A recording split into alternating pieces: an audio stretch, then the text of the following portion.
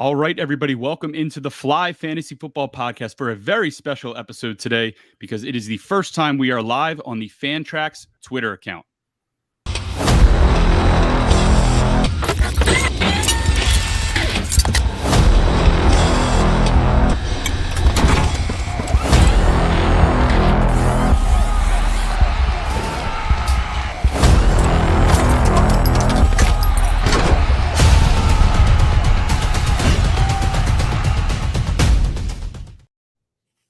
And welcome back, and everybody, to the Fly Fantasy Football Podcast. If you're new to our podcast here, it is the Fantasy Football Podcast on fantraxhq.com.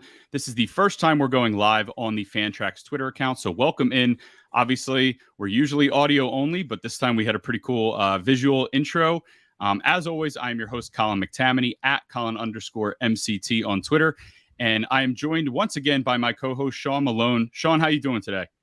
Doing well, and it's not just me joining you this time. We got another special guest here as well. Yes, we do. As you can see, there are three of us here on camera. Introducing everybody to Nick Scripp at P2W Fantasy. He is the Fantrax NFL content lead. Nick, why don't you tell people your background in fantasy sports, what you'll be doing at Fantrax, a little bit about yourself. I know I just mentioned the Twitter handle there again, maybe plug it another time, but tell people what your favorite NFL team is, how long you've been playing fantasy sports, and what to expect from you as a part of the Fantrax team. Sure. So first and foremost, appreciate you guys having me on this podcast. I've checked it out in the past, and I'm excited to work with you guys here at Fantrax. I've been in the space since about 2020. I think it was March where I first started off as a logo, P2W Fantasy. It was made in a Word document. It looked terrible. And I just started off from there making some articles, and it slowly progressed into a lot of different things where I began making content in different forms, doing a lot of streaming. I eventually started working with Fantasy Points, where I did a weekly show on Wednesdays, my own show, and then I did one on Sundays. That was a betting show. Scott Barrett and myself also, before the season, would have some big guests from the industry on, and went that route for a bit.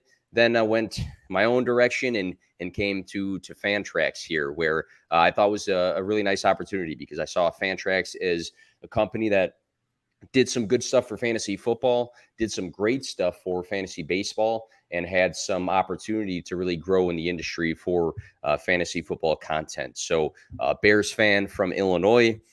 So it's been rough, but it's looking a little bit better in that aspect. But I'm hoping with the Fantrax gig here to collaborate with guys like yourself and other writers that are in this brand, produce tons of content via video, write-ups, articles, you name it, just, different ways to express, the content that we want to drop here, and just excited to get things rolling. So this podcast live here is an awesome way to really start the Fantrax flame here for the season.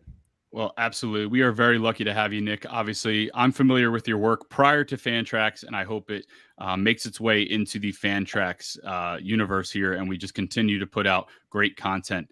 Let's get right into the episode here of The Fly, episode 42. It's a very special episode. Obviously, we're live for the first time. There's three of us here, myself, Sean, and Nick, and we are doing Sell Me This Pen, Sell Me This Player. For those of you familiar with the movie Wolf of Wall Street, obviously, this is a scene in the movie in which Leonardo DiCaprio, the lead character there, Jordan Belfort, is trying to get together a team of stockbrokers, really scummy guys, but trying to get them to become salesmen. And he pulls out a pen from his jacket and says, "All right, you guys think you could sell anything? Sell me this pen." He goes around, "Yeah, this is a shiny pen. This pen has ink." Really not doing a good job. One of the guys, played by John Bernthal, great actor, says, "Do me a favor, write your name on the napkin there." And Jordan Belfort, Leo DiCaprio, says, I can't. I don't have a pen." Well, there you go. You got a pen. It's a really great scene, really funny. And the whole purpose of it is to have his salesman find a legitimate need for the consumer to sell them on the product, in this case, a pen. Not everyone needs the pen, but maybe they realize along the way that they do need the pen. And for the sake of fantasy football, we're doing a fun episode today where we're doing Sell Me This Pen, but with fantasy football players that all three of us aren't really sold on, that we want the other two people here to sell them on. Sell me this pen. Make us realize why we need this player on our rosters this year. Do not fade them. So without further ado, why don't we just kick it right off? Nick, why don't you start us off? What is one of the players that you want us to sell, or you want to sell us, or have us sell you to? All right, so this is a guy I've kind of been struggling with the hype for, Alexander Mattison. Looking at the last 3 seasons in Minnesota, Dalvin Cook has ranked top 5 in opportunity share. So to me, that is kind of meant that Alexander Mattison hasn't really earned the touches that we would, think that a talented running back would as that number 2 guy there. We have to be, I think, careful with small windows to extrapolate them. You look at Samaje Perine last season, 11 through 13, those weeks he went off. Does that mean he could be a workhorse?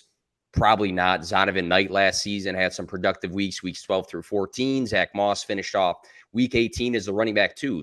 So if we extrapolate all of these small sample sizes as these backups, I think that we kind of get off track of what they can actually do. And I think that's what's kind of happening with Alexander Mattison. He, for his ADP right now, is running back 18.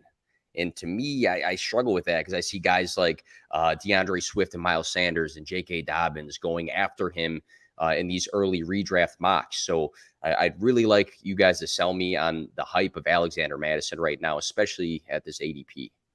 I personally am kind of with you on this. I have a hard time buying into him for a full season. So I'm going to let Sean take it away, see if he can sell you this pen player in Alexander Mattison. Yeah, Madison, I was actually ecstatic in my first mock draft series that I did. I'm doing the standard mock. Colin is doing the PPR mock. That after passing on running back and RB2 in particular, that I walked away with Madison, who I'm pretty big on this year, as my RB2. And the reason being, volume is key in fantasy.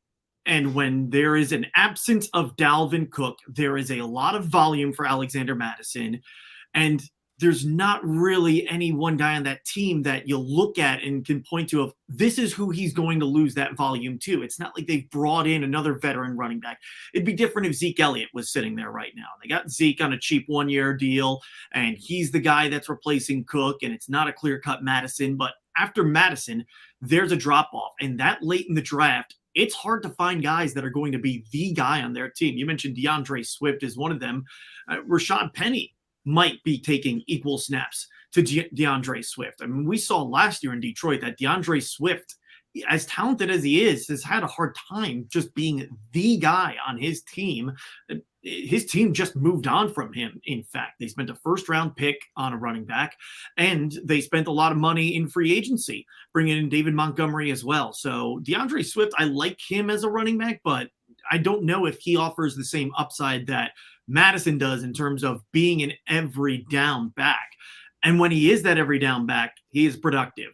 Over the 6 games where Dalvin Cook didn't play with Madison, he's getting 23 touches per game. And if you take his averages from that stretch and put him over 17 games, it's a 1,900-yard season rushing and receiving combined to go along with 14 touchdowns. That's not a pace he's going to keep up. If he does, that's the ultimate steal of the draft. But even if he doesn't, if he comes up 1,500 combined yards, about 10 touchdowns, give or take, you're still walking away with the steal of the draft. A late RB2 that you're taking, like you mentioned, he was his ADP has him at about RB17. That's a heck of a running back to be walking away with those numbers they could be putting up at the end of the day. So if you're in a situation like I was with the mock that I did, if you wait on a running back and you need an RB2, some guy that you're going to be able to reliably plug in and play every single week, Madison could be the last of those guys available just based on volume alone, a player that you can rely on. Yeah, I think in small sample sizes, we'd all agree that Alexander Mattison has done a fantastic job filling in for Dalvin Cook. The only thing that worries me with that volume is that he only has 404 carries over 4 seasons, 101 on average per season. So having the flip all side of of that sudden, coin will be he's fresh. He's not like true. He's been beat up these last couple of years. So there's two sides to every story with it. So Madison's personally someone I'm big on, and it's that volume that he gets when Dalvin Cook isn't there. And, unless between now and training camp, they do sign another veteran receiver or running back, And as you mentioned before, there's a lot that are still out there. I mentioned Zeke Elliott, Kareem Hunt is prowling around out there as well. Leonard Fournette, there's other options that they could certainly bring in, but as it stands right now, it's Alexander Madison's job to lose as the every down back. Yeah, it's definitely something we got to keep an eye on. Obviously, first they paid Alexander Madison on a 2-year, I believe, fully guaranteed deal, maybe 6 million out of 8. Now that it just comes to me, but then they also got rid of Dalvin Cook, so they're putting some faith in there. Obviously, in Alexander Madison, we need to see if they add another back in the future. Let's stay in the division with one of my guys. I need you to sell me on, and that's David Montgomery, now on the Detroit Lions. I'm not sold on David Montgomery because I really do just love Jahmyr Gibbs. That's first and foremost the first thing there. But I keep seeing people hyping up David Montgomery in this new opportunity. Obviously, he was signed before they drafted Gibbs, but the Detroit Lions front office were like swooning over Jahmyr Gibbs. It makes me think that he's going to be the guy you want in that backfield. Last 3 seasons, 247 carries to 225. Last year, just 201 rushing attempts. Obviously, introducing Justin Fields into the Bears offense, there's going to be less of an opportunity when your quarterback's running 160 times. But even with his opportunities, career average yards per carry, 3.9, and his target share went down 68 to 51 to 40 last 3 seasons. So sell me on the pen that is David Montgomery for the 2023 season. So one thing that stands out for David Montgomery is he's perceived as the running back 2, I think, for a lot of people on this roster. And when we look at running back 2s and the hype that, we get for rostering certain guys, the, Jalen Warrens and the Jerome Fords, those sort of guys, at least we have in him a good resume or a decent resume. I know you mentioned some of the efficiency metrics, but he's never had a season under 800 rushing yards. He's had a 54 catch season. I know that went down a bit. He had a double-digit touchdown season under his belt as well. Jahmyr Gibbs drew great draft capital. He had a huge 44 catch season, his final season in college. But the rushing, I think, I'm not saying he cannot rush the ball or he doesn't do it efficiently, but he wasn't rushing at the rate like a Bijan Robinson was, who had over 100 more carries in the same amount of games in their final seasons of college. I think Montgomery personally is better than Jamal Williams. So I know that's going to be the first thing a lot of people say is, hey, Jamal Williams scored 100 touchdowns last season. He's the guy that's going to fill in that role. But I do think that we should at least note it. I'm not going to say he's going to score the same amount of touchdowns, but when you see Jamal Williams saw 57 red zone touches, which was number 2 for running backs last year, you at least think that that's a more David Montgomery suited opportunity than Jahmyr Gibbs. So I know people wish on these handcuffs. I think David Montgomery, if you classify him as that, would be one of the best, if not the best handcuff. But I feel like it is more of a committee. I'm with you, though, on one thing when it comes to buying into him this season. I think that he is probably going to be a little bit overdrafted as far as the ADP goes. I mean, we know Jahmyr Gibbs is there. So if he's being drafted as a top 20 running back, for instance, I think that's just too high for me, especially if we do think Jahmyr Gibbs is talented. So semi-selling you here. Yeah, that last bit you said there is really the sticking point for me. I like David Montgomery. I like the opportunity available in Detroit. They got rid of Swift and Jamal Williams and replaced them with Gibbs and Montgomery. There's no telling that Gibbs is just going to take 100% of the carries and touches left behind. So David Montgomery is going to get his. It's just a matter of how much. And without that, concrete, history with the Detroit Lions, where he's going in drafts just makes me a little bit nervous. Maybe he is the red zone guy. Maybe he scores 17 rushing touchdowns like Jamal Williams did last year. Doubtful, but when you look at the receivers in Detroit, maybe they do lean on the run again. Sean, anything to add to David Montgomery? I'll say with him, David Montgomery to me this year feels like the way Kareem Hunt has felt the last couple of years. He's got fringe standalone value. If you're in a deeper league, 12, 14, a 16 team league, I think he presents a lot more value than your typical quote unquote handcuff running back will. But then one of those, if anything happens to Gibbs, David Montgomery becomes the guy in a very run-heavy offense. So that's where I think the value in him comes is, against certain matchups in a deeper league, he's certainly startable as an RB2 or a flex.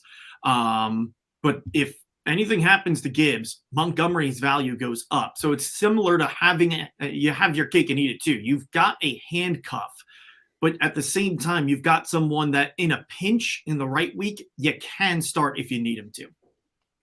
Yeah. I actually think he's one of the guys that's better than a handcuff. So Definitely a guy I'm targeting, even if I don't have Gibbs. You don't need Gibbs to have David Montgomery. I think that's important. Some people just like to target backfields as a whole, split them up, get variance on your rosters. Sean, why don't you give us a pen you need us to sell to you? Yeah, and this is someone that burned me in a punishment league last year, who I was very proud to take. And it's Jonathan Taylor, the consensus RB1 pick one last year. And my thought process with him is if I'm in the situation where, say, I'm picking 5th overall, CMC, Eckler, Jefferson, Chase are the top 4, in my opinion. They're all gone. Why should I trust that Jonathan Taylor is going to bounce back to his 2021 form after the 2022 season that we all saw, where it's not like they made a big addition to the offensive line? The only real weapon they added to that offense was Anthony Richardson. He may not even start this season at any point, let alone to begin the year. And obviously Shane Steichen is the head coach and Jim Bob Cooter is the offensive coordinator. But why sell me on taking Jonathan Taylor as the 3rd running back, 5th pick over, the next set of guys like a Bijan, Saquon, Chubbs, Jacobs, or even a Derrick Henry? Well, I don't think you have to take Jonathan Taylor at the 5th pick, but if you're on the clock with the 5th pick, I think he's a very worthy pick there, because obviously he was the 1st overall pick in your punishment league last year for a reason. 332 carries the year prior, obviously the RB1 overall. He was an absolute monster. He's still very, very young. This year, he's in a contract year. I really, really like that. Obviously, running backs are going through it right now, arguing about how much they should be paid, longevity. Maybe they franchise tag next year, or maybe they let him go and they run him into the ground this year. With a rookie quarterback, I think they're going to lean a lot on Jonathan Taylor this year. The reason he burned you last year is because he had a high ankle sprain. He wasn't bad. He also had Matt Ryan as his quarterback. I would hope that the quarterback play this year is a little bit better than Matt Ryan. They also went through a coaching change. It was a really, really ugly year for the Indianapolis Colts. I think Jonathan Taylor is now being priced accordingly too. Obviously, when a guy has a season like he did in 2021, he's worthy of the 1st overall pick in 2022.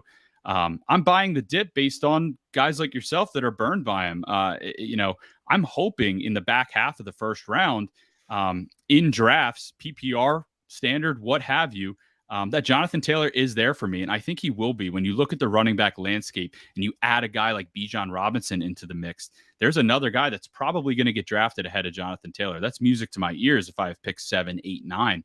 So you have CMC, Eckler, Bijan Robinson. Maybe people are taking Saquon. People are still hanging on to Derrick Henry. There's a lot of options up at the top there. And I think Jonathan Taylor, if you have the 5th pick, this is a guy that's done it before, so you can take him confidently there. I do think he is a positional advantage.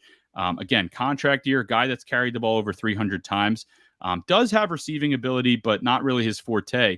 But I think in the red zone too, he's going to be the guy. When you look at guys behind him, it's Zach Moss, it's Deion Jackson. I think unless you guys have another name, the fact that I can't even remember him just goes to show you. No. So I think Jonathan Taylor is going to be the guy. And Shane Steichen, new head coach, looks at what he has. The receivers, we don't know about Michael Pittman just yet. Alec Pierce, not part of this regime, 2nd round pick last year. Jonathan Taylor, though, a guy that has, done it before. And when you look at Miles Sanders and what he did last year with Steichen with a mobile quarterback, career highs across the board. So I think we can all agree that Jonathan Taylor is a better running back than Miles Sanders. So I think Shane Steichen knows what he has in him, and I think he's going to use him a hell of a lot this year.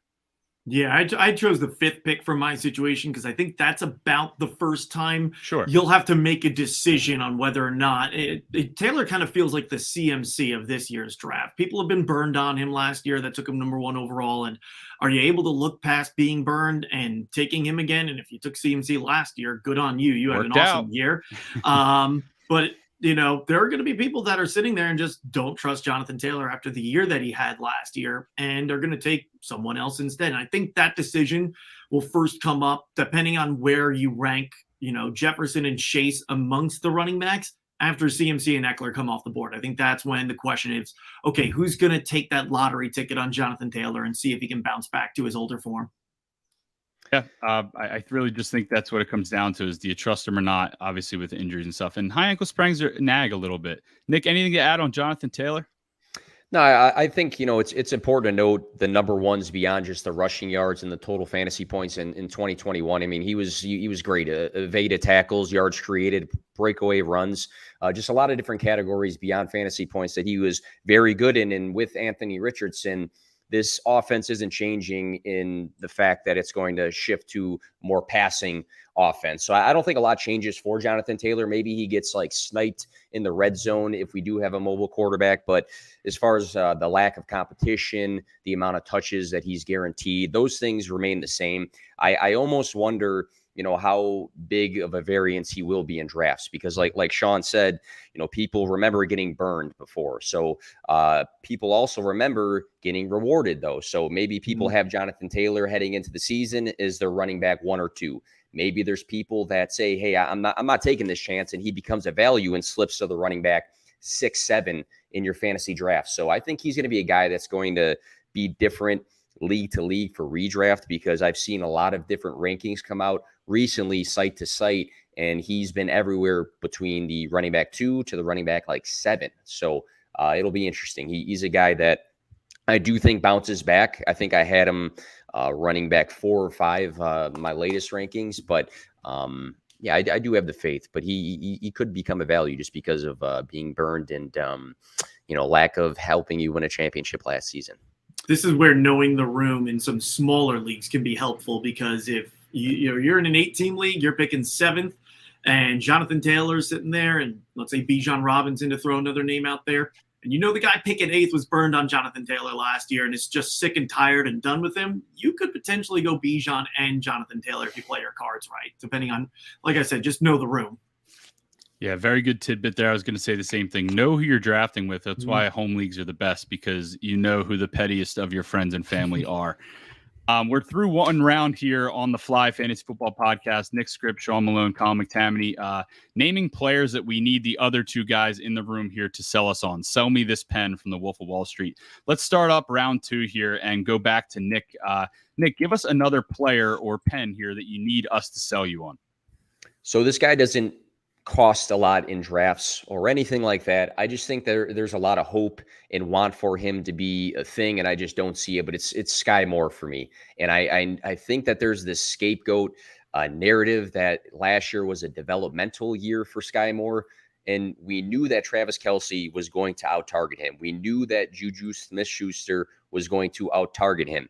But MVS, Jerick McKinnon, Mecole Hardman, who missed time, Noah Gray, Justin Watson, these are all players that had more targets in 2022 than Sky Moore, who did not play a single game in the regular season at 50% of the snaps. And you can say, well, he wanted to be, they wanted him to be in the slot. They had Juju there, or whatever the case needs to be made. I feel like good players find ways to get on the field and earn targets, and he did not do either one of those things last year. And then we had some more red flags with them trading or going and grabbing Kadarius Toney last season. They spend a 2nd-round draft pick this year on Raji Rice. Richie James, a lot of people are going to write off, but he actually was pretty decent with the Giants. I'm not going to get all hot takey here with him, but I just see so many red flags for Sky Moore. But I see a lot of big-time analysts saying that the breakout is coming, and I just don't see it, just based off of lack of getting on the field, lack of earning targets. So I'm going to abstain from this one. Sky Moore scored his first NFL touchdown in the Super Bowl against my Philadelphia Eagles, so I don't feel that I can give an honest approach here. Sean, I'm hoping that you can sell Nick on the Sky Moore pen. Here's what I'll say about Sky Moore. He is, in our consensus rankings, wide receiver 62. So if you're drafting him, assuming 10-team league, it's wide receiver 7 level that we're talking about at that point. And if you're taking a wide receiver 7, one of 2 things is going to happen. He is going to boom for you, or he's going to be one of the first people you cut after week 1 and try to get whoever had a hot start to the season that's sitting on the waiver wire. And at that point in the draft, I'm all about you're chucking Hail Marys. So you look at the other wide receivers that are around that point. Michael Gallup is 2 spots up. Michael Gallup's a nice receiver, but I don't think he's overtaking CeeDee Lamb. I don't think he's overtaking Brandon Cooks, who is acquired as well. So I don't really see Michael Gallup having the same upside that Sky Moore does. Zay Jones actually had a nice season last year, but now Calvin Ridley is the wide receiver one. Everyone's going to move down a peg in place of him in Jacksonville. And then one spot below him, you got Donovan Peoples-Jones, another receiver that I don't think anyone really sees a ton of upside on. If you're taking Sky Moore, you're banking on the fact that there is fewer alpha wide receivers on the Chiefs last year heading into the season than there were the year before, where Juju Smith-Schuster was the alpha wide receiver. Marcus Valdes-Scantling is the only receiver that really put up numbers last year for the Kansas City Chiefs. I know they got Kadarius Toney midseason. This is where I'll abstain from saying nice things about Kadarius Toney as a New York Giants fan, even though we wound up walking away with Darren Waller, all said and done. But a New York Giants beat writer did make a great point about Kadarius Toney, and he said that what makes Kadarius Toney so special is also why he's always hurt. It's his stop and start ability, and it's on the level of Reggie Bush, his ability to just be going one direction and like a joystick, start moving in the opposite direction. And that it's kind of been breaking down his body throughout his short NFL career. That's why he's always missing practice with these soft tissue injuries. So, yeah, Kadarius Toney offers a lot of upside, but he's not going to be available this late in the draft. This late in the draft, if you're looking for just a Hail Mary wide receiver pick, which all of your picks should be at this point, you shouldn't be making safe picks with your final picks in the draft. I think Sky Moore presents the highest ceiling of anyone that's out there. You know, maybe you'd take a Michael Gallup, and at best he's wide receiver 3, but I think Sky Moore has the best opportunity of any of those guys to be a high-end wide receiver 2. Maybe if he does become the darling of Patrick Mahomes' eye, a low-end wide receiver 1. I'm not betting money on it personally, but amongst all the guys that are there, that's probably the best bet you're going to get out of those chances. So when you're thinking of selling us pens as far as players go, Sky Moore, is it safe to say, is that pen that you didn't come to class with and you asked a friend to borrow and it runs out of ink, you just chuck it? Yep. You know, it is That's what exactly it is. what it is. And otherwise, it's the most comfortable pen that you've ever felt in your entire life. You're looking up on Amazon what brand of pen that is. So you got an A on the test that you used it for. Exactly. Yeah, that becomes your lucky pen. Well, I think on the topic of Chiefs wide receivers, real quick on the fly, if you will, players not named Travis Kelce, who do you guys think, real quick, is going to lead the Chiefs in targets beyond Travis Kelce this year? Sean, go ahead. Marcus Valdes-Scantling. I listed him as one of my sleeper wide receivers because he's the only one back that brings a consistent rapport with Patrick Mahomes. Okay. You know, he's known as a burner, so he kind of fits that mold of Mecole Hardman and Tyreek Hill. And I think it's just one of those, he's walking into a beautiful situation where there's nothing really consistently around. I said with Toney, and even Kadarius Toney, he gets hurt all the time. And even when he's not missing games from a fantasy perspective, you always have to keep in the back of your mind of, okay, he's been questionable all week, hasn't practiced. Is he going to show up and play on Sunday, or am I going to have to insert this guy into my lineup instead? So Marcus Valdes-Scantling, I think, amongst the Chiefs wide receivers would be my pick for who's going to lead them in targets. Nick, what about you?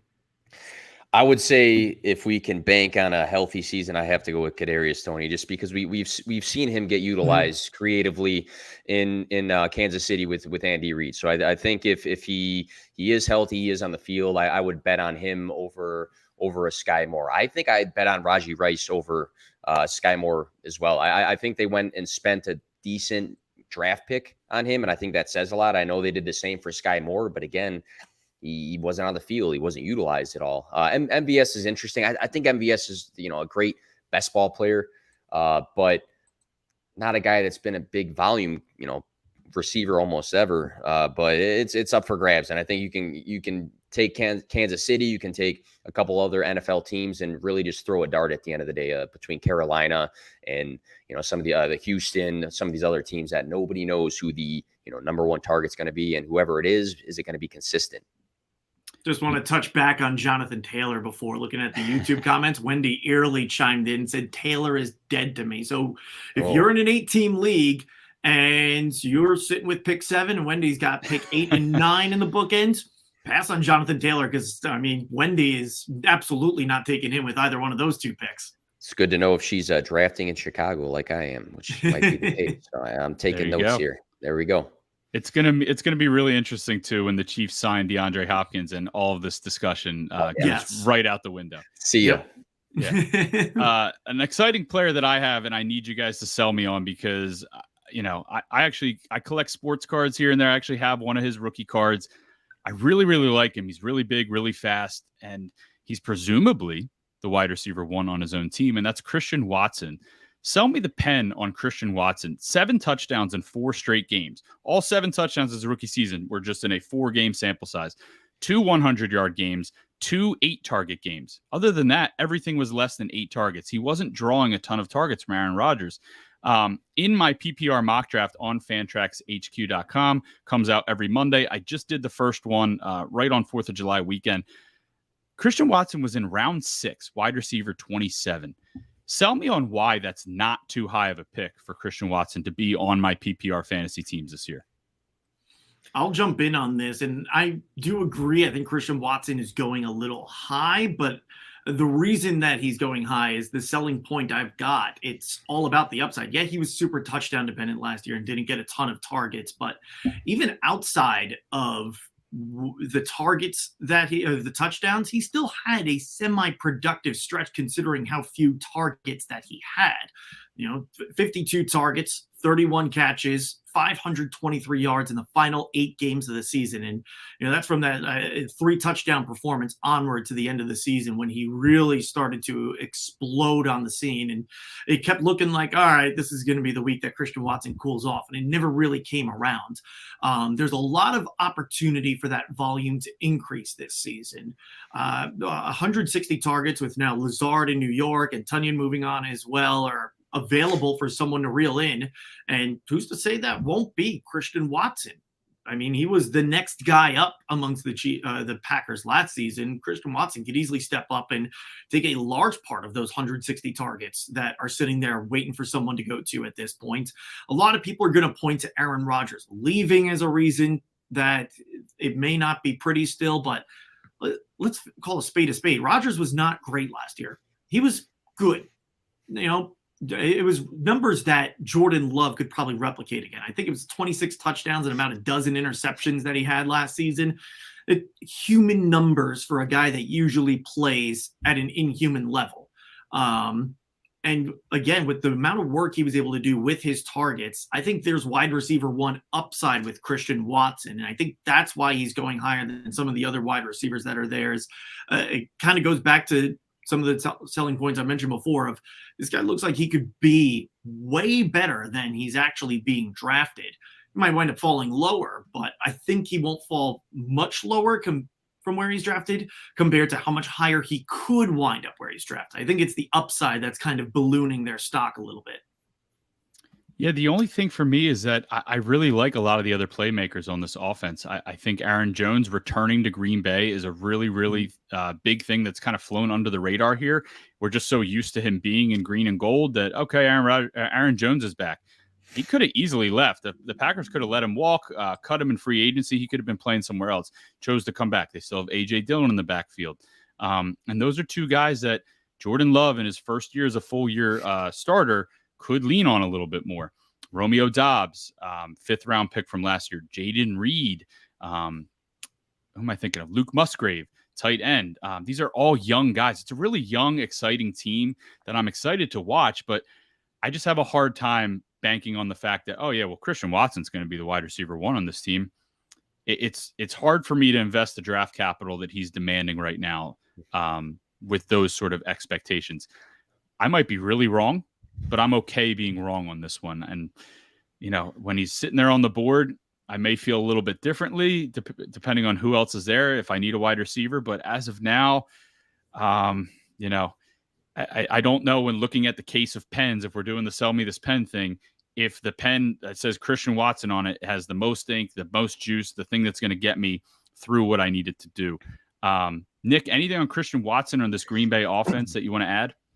Yeah, I think the appeal is obviously the efficiency with the yardage department. What he does, with maybe limited receptions and targets. So he's a guy that can probably win you a week, but also is a guy that probably won't do much for you the next like 3 or 4 weeks. I just don't think that his consistency for fantasy is going to be what his draft capital is going to end up. Just in all honesty, I was not a fan of him as a prospect. 43 catches his final season at North Dakota State. I mean, he's not coming from a background where he's used to volume. And I think a lot of expectations is that he is going to be this team's wide receiver one and consistently see targets. But he's not done that in his career before. Can he make the big plays? Absolutely. Could he be a touchdown threat? Absolutely. Can you depend on him weekly to see 8 targets, 7 targets to where he's going to always make the plays that he needs to? I don't know. And then, you look at the draft capital or where he's going right now. I'm checking out Fantasy Pros. He's going before guys like just some guys I like better. He's going before Drake London. He's going before DJ Moore, even Chris Godwin. I like with Baker Mayfield. Deontay Johnson's a guy I think can bounce back. JSN, I think I like in redraft as well better than Christian Watson. I feel like if he's being drafted around the wide receiver 20, you're more really just hoping that you're catching him on an upside week for some of those other guys that I think are going to be a little bit more consistent. So not a big fan as a prospect. I don't think there's going to be a ton of consistency. Great best ball guy. He's going to win some weeks, but I'm just not into the draft capital right now. It's interesting you mentioned JSN because now I'm curious where you have Tyler Lockett. I imagine DK Metcalf's ahead of him, but do you have all 3 Seahawks wide receivers ahead of the consensus wide receiver 1 for Green Bay? I don't think anyone's really putting Romeo Doubs ahead of Christian Watson. So do you have Lockett ahead of Christian Watson as well? I don't have Lockett above him, and I figured someone had to fall down then at that point. Yeah, I think there, and it could be hot takey. It could be hot takey. I think there's a good chance. Just talking about JSN, I think there's a chance that he could lead the team in targets this year. I'm not saying he will lead the team in fantasy points necessarily, but as far as a talent goes, I think he's the most talented wide receiver on the roster. So maybe I'm too high in him year 1. Maybe he doesn't have the upside of Christian Watson, but comparing talents, I don't think it's even miles close when it comes to those two guys. And then, a guy like DJ Moore, a lot of people are kind of iffy on because of the passing volume in Chicago last season, but I'm taking DJ Moore over Christian Watson because I think he's going to be much more consistent and see the volume that he can actually handle versus Christian Watson, who's never handled volume in his career. So I don't know. I could be too low. No, I'm with you on a couple of those guys. I'll throw just from our consensus rankings, like DeAndre Hopkins in there as well, who we've got ranked 2 spots, which I still think is a travesty that, it's not like he's going to be a free agent when week 1 is kicking off on the season. He's going to be on the Chiefs. We already went over that. Exactly. Now, knowing how Howie Roseman works, you guys are somehow going to pull DeAndre Hopkins to the Philadelphia Eagles. Don't jinx it. Come on. I'll burn fantasy. Well, let's continue on here with talent and a guy that's quite as polarizing, I would say, as Christian Watson. And we'll finish up round 2 here of sell me this pen/player. Sean, give us one of your guys that you need us to sell you on this year. I'm going to go with, admittedly, all 3 of my guys I've been burned on in the last 2 years. I mentioned Jonathan Taylor burned me in my punishment league that I do with my friends out here in Missouri. Kyle Pitts burned me in like all but 2 leagues, I think. I was huge on him last year. I was one of those guys taking Kyle Pitts in round 3. Did not work out, to say the least. My thing with him here is I'm not eyeing him as a round 3 pick, but I'm in a situation where, it's later. A couple of the good tight ends have gone off the board. Should I take Kyle Pitts over that next tier of tight ends, such as a Dallas Goedert, who right now in Fantrax ADP is sitting 2 spots lower in PPR, or should I wait even further, take a Pat Freiermuth instead and pick up, at the ADP guys that going around the same slot as Pitts are Gibbs, Javonte Williams, Jerry Jeudy, Calvin Ridley, Cam Akers, and in PPR it's Tyler Lockett, Pacheco, Ayuk, James Conner, and Evans. So I can walk away with Freiermuth and one of those guys, or I can walk away with Kyle Pitts. So that's where, me being burned on Kyle Pitts, I have a hard time being sold on him. Is just, I think to myself, last year with the targets that he got, it's not like he was being fed the ball a crazy amount. It's not like he got the ball when he was targeted. He's only got 0 games with 5 or more receptions in 2022, none of them last year, and only 2 with 3 or more. Or more than 3, excuse me. So tell me why I should trust that Kyle Pitts is going to finally live up to the potential that we all know he's capable of. Kyle Pitts is only 22 years old. So it's not shocking that he burned you last year, because we all made mistakes when we were 21, right? I mean, it's par for the course. None that I'm admitting here on the podcast, unless you want to talk about fantasy. We're talking about Kyle Pitts. We're talking about Kyle Pitts strictly. But here, listen, he had 356 yards last year. That's absolutely abysmal for where he was going in drafts. But rewind it back a year as the 4th overall pick, as a 20-year-old, drafted to the Atlanta Falcons, 1,000 yards as a rookie, 3rd most targets of all time as a rookie tight end. I think the potential is still a little untapped for this kid. In just 10 games last year, he saw the 2nd most targets in Atlanta with 59. That offense was really, really bad. And I know he's now in midnight green on the Eagles backing up Jalen Hurts, but Marcus Mariota was absolutely atrocious. Seasons of 12 or more starts, that's 4 in Tennessee, and obviously last year in Atlanta. Last year, he threw for the lowest amount of yards in any of those seasons, just 2,200 yards. 3rd lowest touchdowns in those seasons with 15, and then the 3rd most interceptions with 9. The 2 times he threw more picks were his rookie season, and in the other year, he threw more picks than last year. He played in 2 additional games than last year. So just on a per-game basis, Marcus Mariota was just awful. I mean, I'm already having flashbacks. There was a play where he was like facing this way, but had to throw it that way and just like chucked it over his head. Yeah, when he was getting sacked. Yeah. Oh God. Yeah. He's not Patrick Mahomes.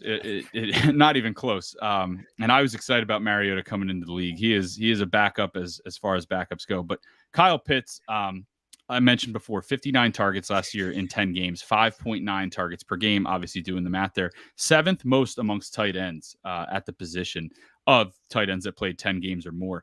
I think now Kyle Pitts is properly ranked. Came into the league, 4th overall pick. Everyone's hyped up. We saw what he did at Florida. Then he puts up 1,000 yards. Not the greatest rookie season, 1 touchdown, and it wasn't even in America. It was in London. So against obviously, the Jets of all teams too. Right. And man, everyone thought that was it. He was going to take off. But still, 1,000 yards as a rookie, 20 years old. People were still pretty high on him. Last year, he's definitely come down a couple notches. So I think this is the year of all years that you can invest in Kyle Pitts. And there's still some good backups you can get later in the draft. I don't love rostering 2 tight ends on a typical 1 quarterback, 16 team roster, but it is a position you kind of have to. But if your league isn't, and everyone's just drafting, 1 tight end per team, that's 10 tight ends, maybe 12 get drafted. There's still going to be some options out there that can pop in 2023 that if Kyle Pitts doesn't work out, you'll know pretty quickly. But again, I think Desmond Ridder, assumed week 1 starter, is going to be Marcus Mariota. It's going to be hard not to be. Bijan Robinson is going to keep defenses extremely honest. I think Kyle Pitts is going to see a ton of one-on-one coverage. I just think this is the year that he breaks out, per se. I'm not saying he's going to overtake Travis Kelce as the tight end 1, but if he's being drafted as the tight end 5, 6, 7, I think he can finish as the tight end 5, 6, 7. So if you want a guy that you can start week to week on your roster, I think this is the year you can finally trust in Kyle Pitts to do that. Nick, anything to add on Pitts? Yeah, just a few positive notes. With Desmond Ridder last season, in 4 games, he threw the ball 30-plus times in 2 of them, which was the same amount of times Marcus Mariota threw the ball 30-plus times in 13 games. So it seemed like the coaching staff was allowing Desmond Ridder to throw the ball a bit more than the rate was with Marcus Mariota. I don't know if it was more of a test to see if this is going to actually be their guy for the next season or what the case was going to be, but that was slightly encouraging there.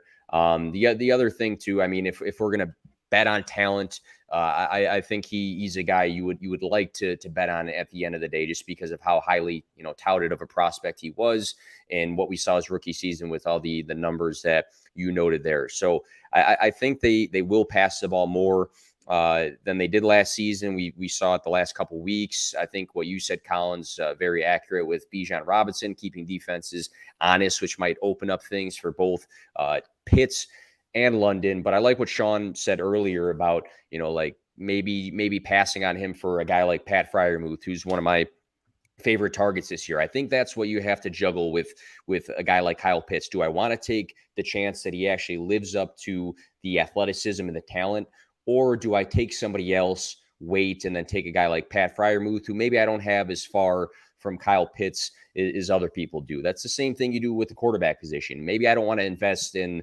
the pick that it would cost of Patrick Mahomes. Maybe I take somebody else and take a Lamar Jackson who also has QB1 overall upside. These are things you're going to have to juggle in your fantasy drafts, and you just have to identify these players and weigh out, will they live up to what the cost is? Will they live up to expectations, or can I take somebody I view is kind of close to them in rankings who goes further in the drafts? And that's going to be the Kyle Pitts, I think, juggle in your home leagues this year.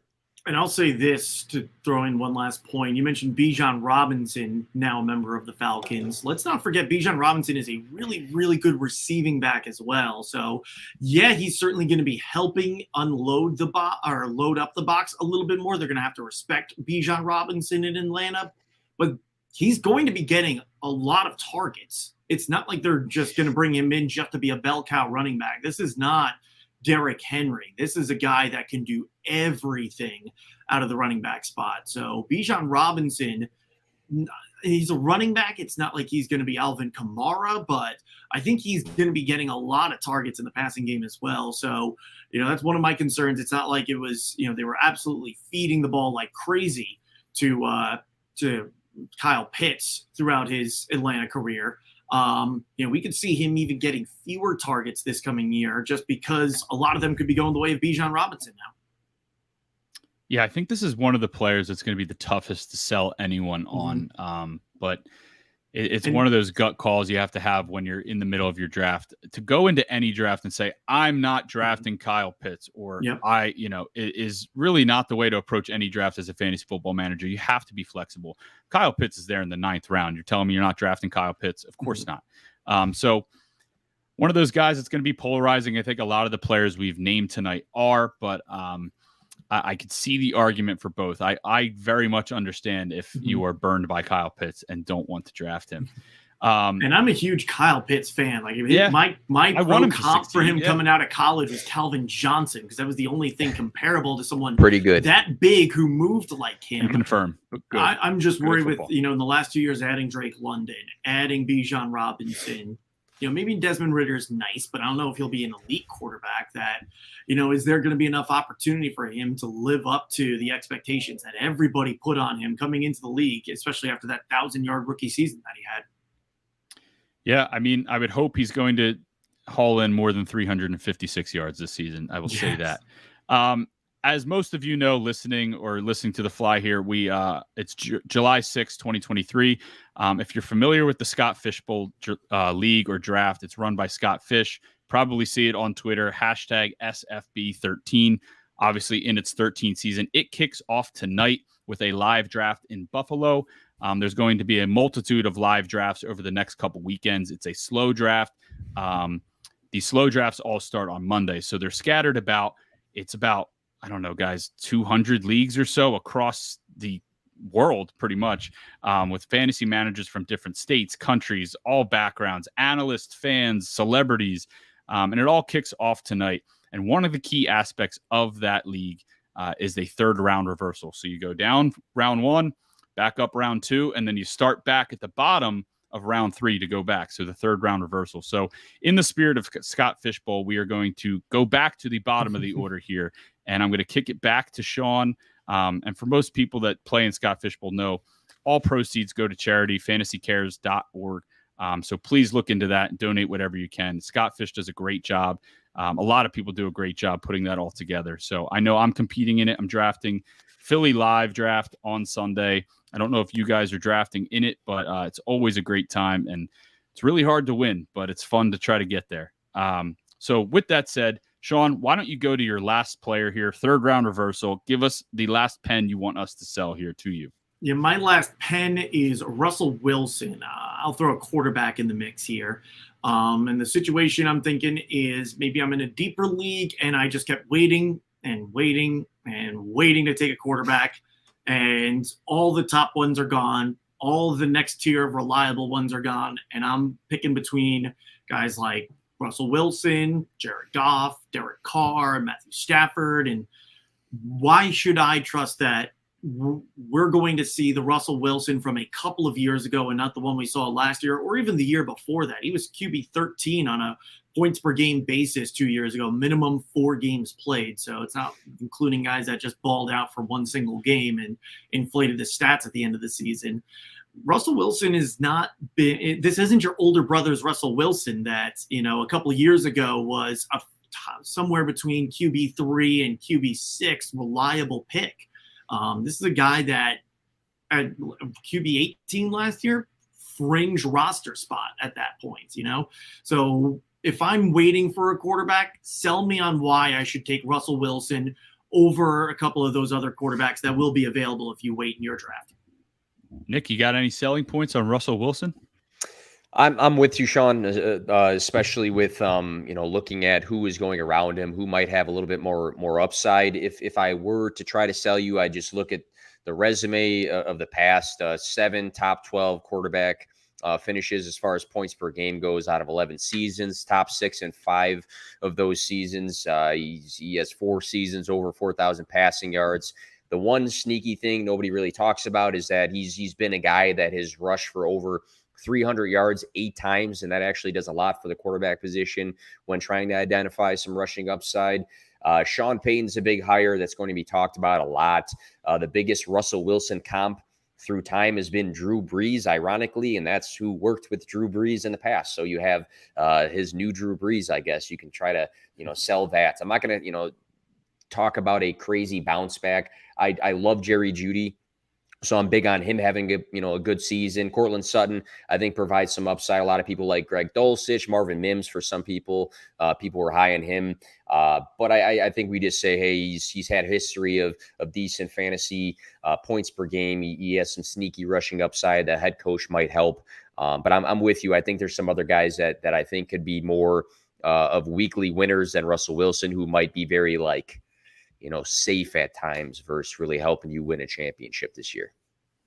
Yeah, it's kind of crazy how last year you have all these veterans: Aaron Rodgers, Russell Wilson, Matthew Stafford, Matt Ryan, all these guys that were so great to watch over the last couple of years. And Tom Brady, I forgot Tom Brady. Tom Brady threw for an NFL record most passing attempts, but the Bucs were just really hard to watch. They all just kind of fell off a cliff holding hands at the same time. And now we're hoping that the guys that are still in the league, obviously Tom Brady retired, didn't fall all the way off the cliff. They're hanging on to a rock and can climb back up to the top.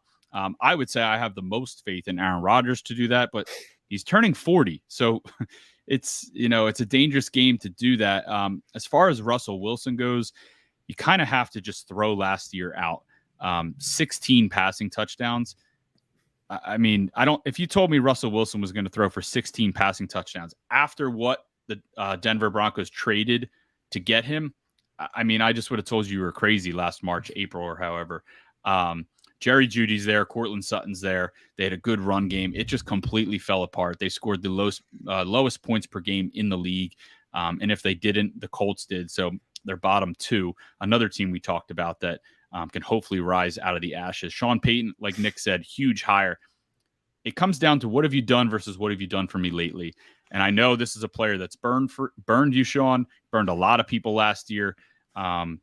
He's not getting drafted high, if at all, in a lot of 1 QB leagues. So there's that.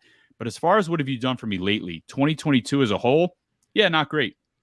They fired Nathaniel Hackett, who ironically is now with Aaron Rodgers and the Jets. They fired Nathaniel Hackett in the final 2 games. It looked like a weight was lifted off of Russell Wilson's shoulders. He scored 24.4 points per game in week 17 and 18. I know a lot of leagues don't count week 18, but it still matters at how he played. That would be, for those 2 weeks, the QB2 on a points per game basis. So a glimmer of hope, but I'm not banking on it. I would probably tell you that this pen is not the pen for you if I was trying to sell it, but I'm still hoping you buy it, I guess, if I'm in a league with you. I don't really know what else This to is say. not a pen that you use. No, it's not a pen that I use, but It some used people to do work. like it. Yeah, you handed Yeah, me a it's- different pen to sign the receipt. I'm clicking it. I'm scribbling on my hand, hoping there's still some left in there. But yeah, I think we go ahead. No, Yeah. go ahead. I was going to jump in and, if you do find yourself in this situation, I think I mentioned it on the QB episode that we had a couple of weeks ago, where if you're waiting late in the draft to take your quarterback, you've probably filled out the rest of your roster with reliable players. And my strategy in leagues where they do that at that point is pull more than one lottery ticket, because that's what they are this late in the draft. So don't walk away with just Russell Wilson and hope that, your numbers align and Russell Wilson is a big payout. Pull Jared Goff as well, pull Matt Stafford, and see if one of those three guys becomes a top 10 quarterback for you, and then you can cut the other two. So that's my mindset when I come into leagues. Yeah, it doesn't make sense to roster 3 quarterbacks in fantasy, but keep in mind, when you're drafting your team, you're only drafting your team at the start of the season. So it's not like all 3 of those guys are locked in with them all season long. Don't be afraid to take 3 quarterbacks if you've got the rest of your team that you're comfortable with, because as I said earlier with the Sky Moore, these are going to be the first guys that, you sacrifice to the waiver wire gods and hope that whoever you pick up in week 1 is going to turn out to be the waiver wire pick of the season. Yeah, I think, again, with these veterans that you're hoping for, there's a lot of quarterbacks that are getting drafted ahead of these guys that have worse weapons. Yes. And I really think Russell Wilson, I believe in Jerry Jeudy, I believe in Cortland Sutton to a degree still. I do like the Samaje Perine signing. Javonte Williams is hopefully back soon, Greg Dulcich. So he is still surrounded by a very good offense, and they invested in 2 very, very important key offensive linemen in free agency, and Mike McGlinchey and Ben Powers this offseason. So protection for Russ can only help. Let's keep things moving. If you did have to rank the weapons amongst the 4, Wilson in Denver, Goff in Detroit, Carr in New Orleans, and Stafford in LA, what are your thoughts on that? I'll go first to give you guys a second to think. I'm going Wilson. I think he's by far got the best weapons of the bunch. I'll go Carr second, because Kamara is going to come back. If he gets suspended, he's going to come back from suspension at some point. They've got Olave back for year 2. Maybe Michael Thomas has found the fountain of youth and he can stay healthy. Stafford, I'll go third because he's got Cooper Kupp, and who's probably the best single player amongst them. And then I'll go Goff last, especially with Williams facing suspension this year. Quickly, if you guys, I don't want to take up too much time on Wilson, but if you have any thoughts on where you'd rank those weapons, if that's a factor people are considering. No, I think Wilson. I think Wilson would be in the top. I'm going to bring Aaron Rodgers into the conversation. He brought all of his friends from Green Bay, his list of demands, and he's got Garrett Wilson, and that just puts him over the top of all these guys for me. Agreed. Nick, what do you think? I think that's fair. I thought you brought up some good points to each of those situations. So I'd put Wilson at number 1 too, which should give him a little bump when it comes to comparing those guys. Absolutely. All right, we're going to keep things moving here. The last guy I want you guys to sell me on is near and dear to my heart because my Philadelphia Eagles traded for him this offseason. During the NFL draft, Howie Roseman was able to send a 4th-round pick to the Detroit Lions for DeAndre Swift, second in Lions targets last year with 70, more points per game than Jamal Williams, who scored 17 rushing touchdowns. I know DeAndre Swift didn't play every game, but he still scored 13.5 points per game to Jamal Williams' 12.9. But even with the PPR upside, the Eagles running backs were the least targeted group of running backs in the league last year, 61 total. DeAndre Swift had 70 and didn't even play all the games. Can he be a workhorse in Philly? We saw Miles Sanders do that last year. Sell me on why he should be the lead back in Philadelphia this year, perhaps the same or even better as Miles Sanders. I'm going to go on just a quick DeAndre Swift rant just because that's been one of my guys since he's been drafted, but he's never been outside the top 15 in fantasy points per game for the running back position. I statted out the games that he saw 50% plus of the snaps, and he averaged 16.54 points per game. So he's been very good when he's actually on the field touching the ball. Number 2 in yards per touch for 2022, top 5 in both 2022 and 2020 in yards per route run, top 12 in yards per reception, both in 2022 and 2020. He was number 5 in yards created in 2021. Rushing efficiency. I think a lot of people look at DeAndre Swift is just like a straight pass catching running back like an Austin Eckler. Austin Eckler doesn't run the ball that great. He doesn't run the ball a lot. To me, DeAndre Swift does very good in both of those aspects when given the chances. We've seen some big rushing days out of DeAndre Swift. The yards per carry have been over 4 yards for 3 straight seasons when he's actually touching the ball. You mentioned Miles Sanders. There's a lot of vacated rushing attempts, 259. There were 61 running back specific targets last season.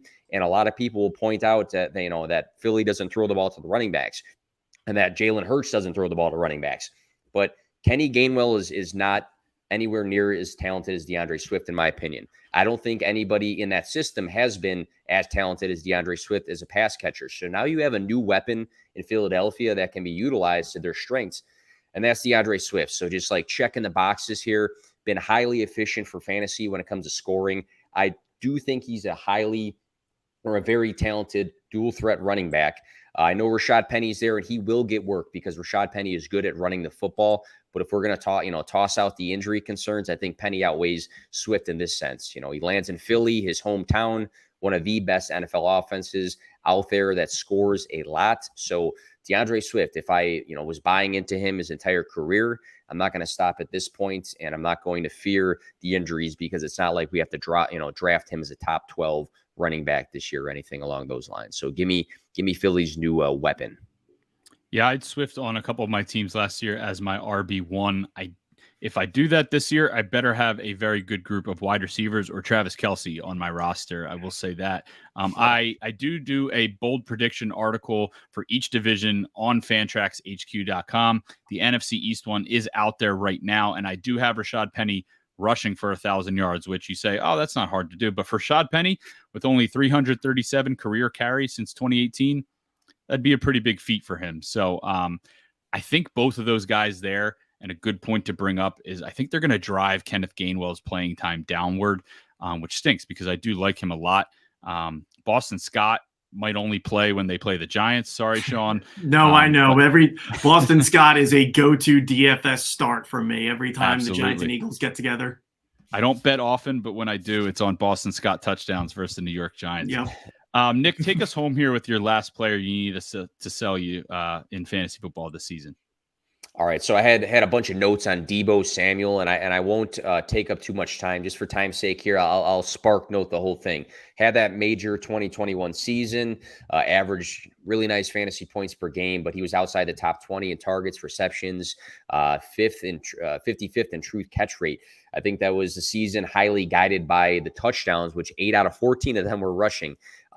He was third in rushing attempts that season. Now we look at the 2022 season, and he was 5th on the team in rushing attempts. I think that in 2023, there's not necessarily a need for him to be this gadget wide receiver with Christian McCaffrey and Elijah Mitchell in the backfield. I think there is a true chance that Brandon Ayuk, after a huge season, could turn into this team's wide receiver 1. And then the biggest asterisk right now is the quarterback situation. Who's going to be the starter? Why do we not know who the clear-cut starter is? A lot of people will say Brock Purdy. There's people that say Trey Lance will, take the job week 2.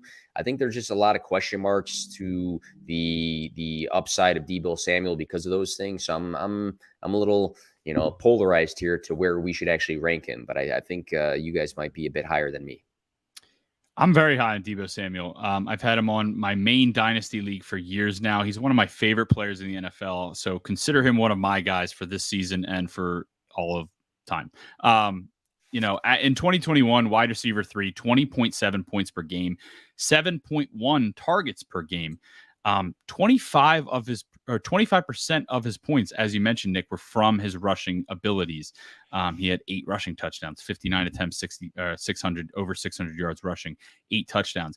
If you take away all of his rushing from that season, 254.5 points, and he played 16 games. You divide that, 15.9 points per game still without all of that rushing. That's wide receiver 13, 14 on a full game slate. So that's kind of where I think Deebo Samuel is right now. Maybe not 13, 14, but he's getting drafted as a back-end wide receiver too. And I think that's a safe spot to draft him in.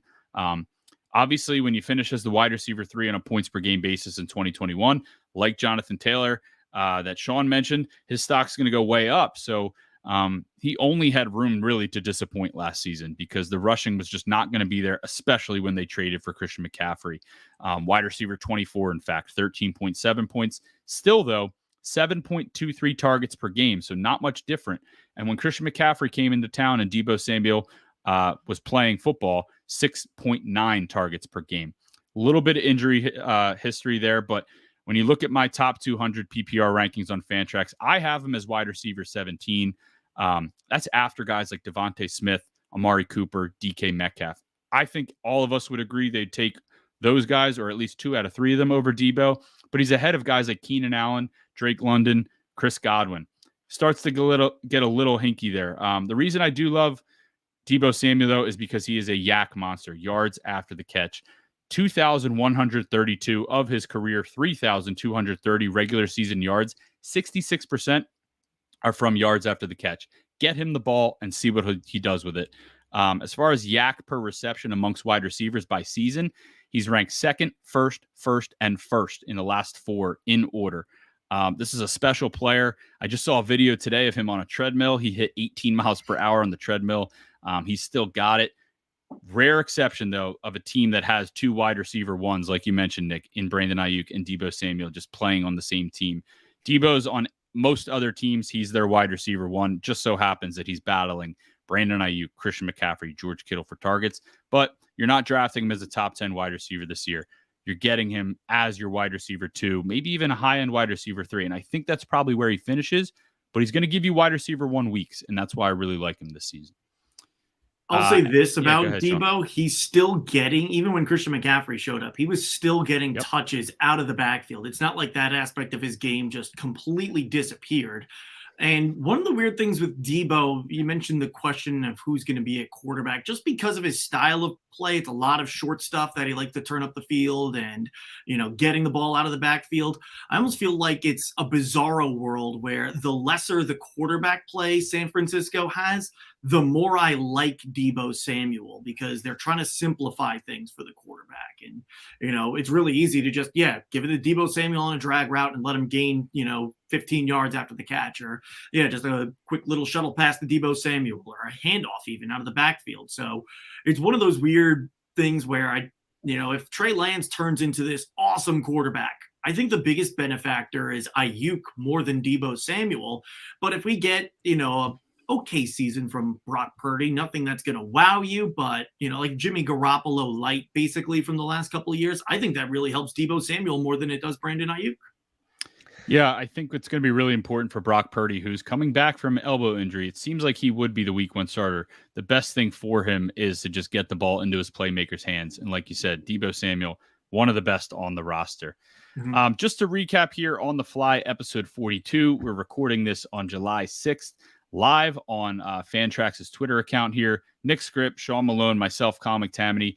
We went over 3 players each who we needed the other 2 to sell us on, and we took it from the Wolf of Wall Street, sell me this pen bit that goes on in the movie there.